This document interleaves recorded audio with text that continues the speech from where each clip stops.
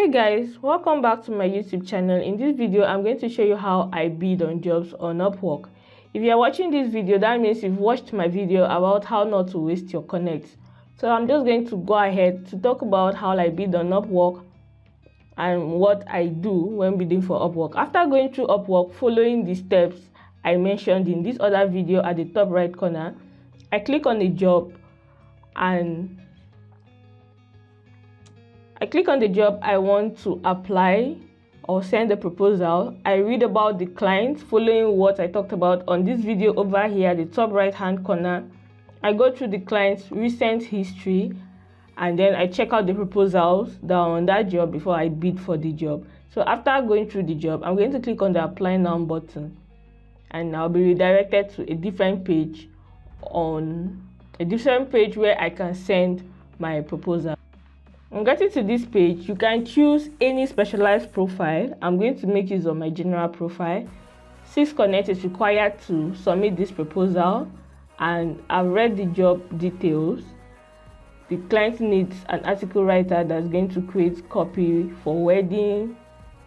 That's going to create content for weddings. So I'm going to read more about the job and start applying for the job. I'm going to set my rate. I want to be paid $15 per hour, and I'm going to start writing my cover letter. When writing cover letter, the first thing I do is I go back to the requirements and read the job. I want to really understand what the guy is looking for. When I read that job, I head on to Google and I search more about this job. Something like what details should be provided when writing about a wedding. I want to know what is required or what the client requires me to do. While searching for this, I didn't get the exact search result I wanted, so I'm going to paraphrase this and include article over there and search again to know exactly what is required when writing an article for photography, for wedding photography. So now when writing an article for wedding photography, I need to describe the couple, describe the feeling of the wedding and the rest. So just using the first result on the search term, I have what I'm looking for. So I'm just going to go ahead and copy that because I'm going to rephrase it later on. So I'll copy that and I'll go back to my proposal. It's always good for you to research about the job. Even though you know the job, there are sometimes that you need to talk about certain things. So now, this is my Upwork cover letter checklist. Use the client's name, focus on the client's frustration, motivate and excite the client. Use Upwork examples, close out Upwork, give out super clear next steps, use PS and industry. So I don't usually used to use all of this, but this is the checklist I use. I don't use a set proposal. I use a template, and this is what I call the template. Make sure I've checked off all of that. So now I'm going to come over here, and using the structure I've written down over here, I'm going to talk about the client's problem and how I'm going to help the client. So just see what I'm going to write. Follow this video. So I just pasted what I copied, and I'm going to paraphrase everything to make sense. So just keep watching how I use the introduction. Normally, if you watch a lot of videos, you see people using the client's name. There's nothing wrong with that. But the thing about making money online is when everybody's using a particular thing, it just becomes too much. If this client goes to start looking at all the proposals that are being sent to them, and everybody is using hey John, I think you get my points exactly right now.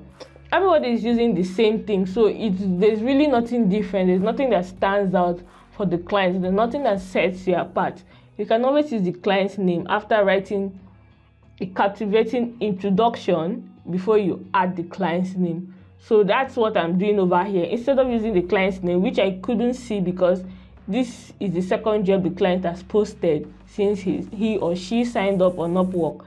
So now I'll just go ahead to briefly tell the client what is involved in the job and how I intend to help that client.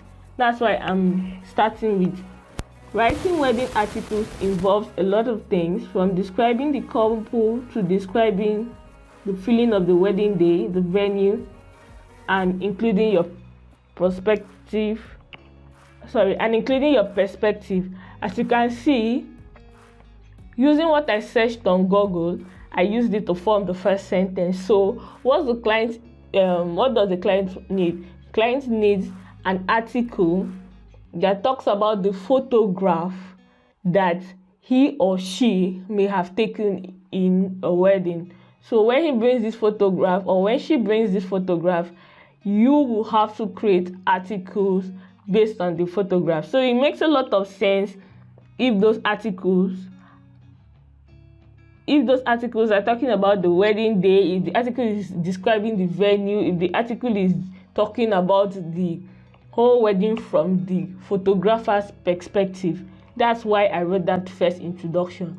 So now I feel I'm going to stand out from every other 10 to 15 person that sent proposals if they started their proposals with "Hi there, hey there, hey John, hey Agnes," whatever name, or whatever is the client's name and whatever they use as their introduction. I think I'm going to stand out by not using that at the beginning. I can always add the client's name later on.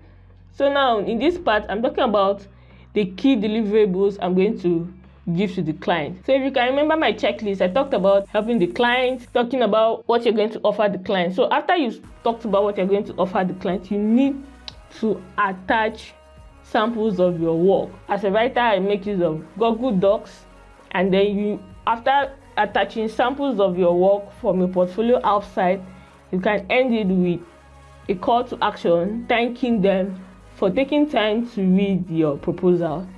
So now my cover letter, introduction, telling the client what it is they want and how I intend to go about it. Telling them the key deliverables I'm going to offer them. Telling them to check my claims by checking my profile.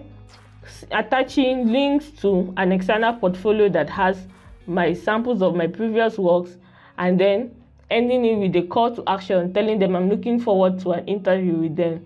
I always make use of Grammarly when writing because I want to proofread my work, grammar, spelling. I don't want to come off looking like I don't know what I'm talking about. So the Grammarly extension when using it. Now I'm going to just head on to talk about the next thing, which is describing your experience or interest in wedding and the topic. So now you will get to explain the previous jobs you've done, how you went about it, what you did, or if that's your strong suit.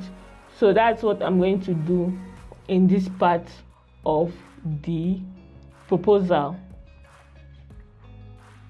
Now when you're done with this part of the proposal, you go ahead. If you have samples to attach, you can always attach, but I do not attach. You go ahead to send your proposal. I do not make use of this new Upwork bidding prices because I feel like it's a waste of connect. Upwork making it very difficult for people these days to get seen on Upwork, but if you are writing good proposals, you will get seen. So that's it for this video.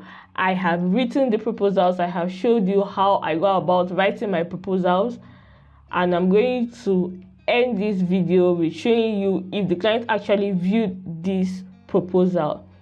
So guys, that's it for this video. If you like this video, do not forget to comment on this video. If you have issues, share these videos with your friends, subscribe to my YouTube channel, and turn on the notification bell to know when next I drop a video like this. Thanks guys, and see you in another video.